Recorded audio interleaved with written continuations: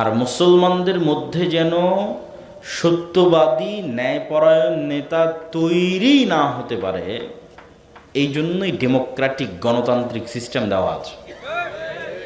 কেন বললাম এই কথা? কেননা গণতন্ত্রে নেতা হতে আপনাকে অন্য দলের বিরুদ্ধে সত্য মিথ্যা তো বলতেই হবে, একই আসনে নিজ দলের মনোনয়ন প্রার্থীর বিরুদ্ধেও সত্য মিথ্যা বলতে হবে। তাহলে কালচারটাই গড়ে উঠতেছে মিথ্যা এবং দুর্নীতির উপর। আর যখনই একজন ব্যক্তি মিথ্যা বলে ফেলতেছে এবং দুর্নীতি করে ফেলতেছে, তখন আল্লাহর দৃষ্টিতে, ইসলামের দৃষ্টিতে নেতৃত্বের ক্রাইটেরিয়া থেকে বাতিল, ওর আর নেতা হওয়ার কোনো সুযোগ নাই। এবং মক্কার কাফের মুশরিকরা পর্যন্ত এই গুণে আজকের মুসলমানদের চেয়ে ভালো ছিল।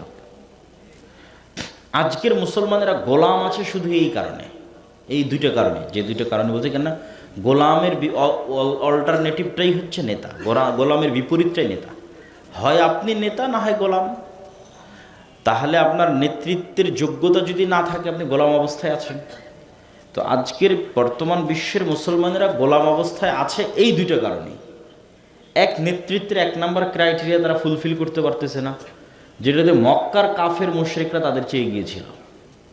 যেমন মক্কার একজন কাফের মুশরিক নেতা আবু তালেব, আল্লাহর নবীর চাচা। সে মুশরিক, মূর্তি পূজক, কিন্তু মিথ্যুক। আবু তালেব মিথ্যুক?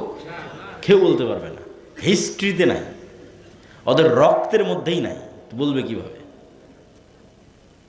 আবু তালেব দুর্নীতিবাজ, কারো টাকা মেরে নিয়েছে?